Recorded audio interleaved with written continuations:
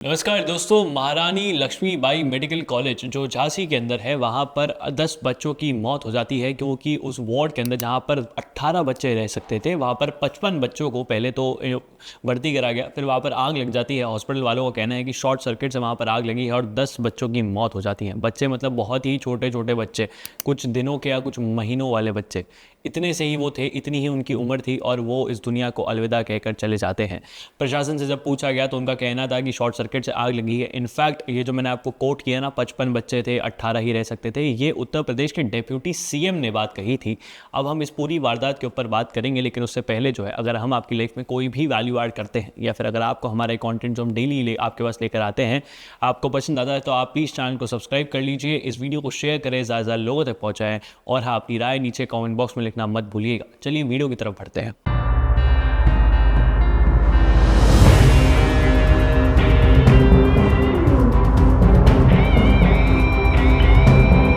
तो दोस्तों, जैसा कि मैंने आपको बताया कि उस वार्ड के अंदर जो है 55 बच्चे थे, इसमें से 45 को बचा लिया गया और 10 की मृत्यु हो गई। 45 में से कुछ तो बहुत ही ज़्यादा गंभीर हालत के अंदर है। इनफैक्ट मैं आपको एक और चीज़ बताता हूँ कि जितने भी बच्चे उस वार्ड के अंदर थे, क्या तो किसी के हाथ के वहाँ पर जो है माँ के नाम की स्लिप लगी हुई थी या फिर कोई और टैग लगा हुआ था। अब आग की वजह से जो है ये सारे टैग और स्लिप चले गए, निकल गए। अब पता नहीं कौन सा किसका बच्चा है। इनफैक्ट बच्चों की अदला बदली तक हो चुकी है, कुछ मीडिया रिपोर्ट्स तो ये कह रही है।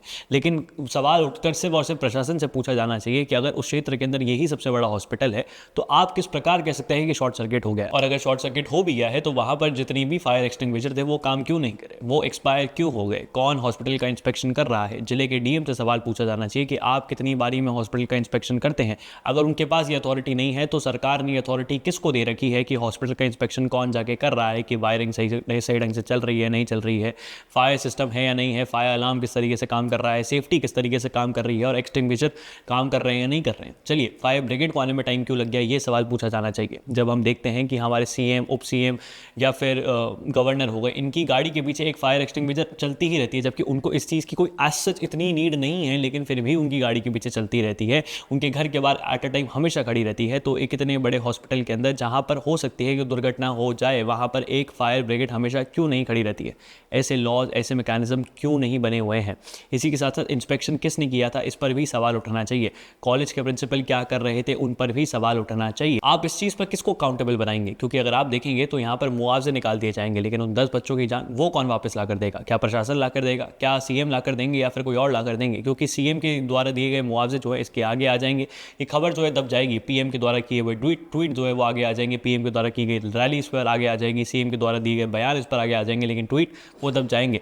योगी इस पर क्या बोलते हैं, क्या करते हैं, ये मैटर करता है, क्योंकि इस पर कौन अकाउंटेबल निकल कर सामने आ रहा है, यही सबसे बड़ा सवाल है। क्या इसमें प्रशासन की गलती है कि वो ढंग से इंस्पेक्शन नहीं कर पा रहे हैं अपने जगहों का, या फिर यहाँ पर हॉस्पिटल एडमिनिस्ट्रेशन की गलती है कि वो ढंग से इंस्पेक्शन नहीं कर पा रहे हैं। गलती किसकी है, अकाउंटेबल कौन निकल कर सामने आएगा, कौन है इसका असली दोषी, क्योंकि ये एक कोई एक्सीडेंट की तरह आप इसको काउंट नहीं कर सकते हैं। 10 मासूम बच्चे, कुछ मतलब हो सकता था वो भविष्य में चल के इस देश का बहुत बड़ा भविष्य हो, लेकिन हमने क्या किया, कुछ नहीं, उनकी जान चली गई। 18 जनों का वार्ड है, लेकिन वहाँ पर 55 बच्चे क्या कर रहे थे, इसका जवाबदेही कौन देगा। सवाल पूछे जाने चाहिए, प्रशासन से भी पूछने चाहिए और इतना ही नहीं, हॉस्पिटल एडमिनिस्ट्रेशन से भी सवाल पूछे जाने चाहिए।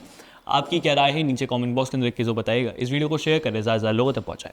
जय हिंद, जय भारत, भारत माता की जय, और हाँ, पानी बचाएं।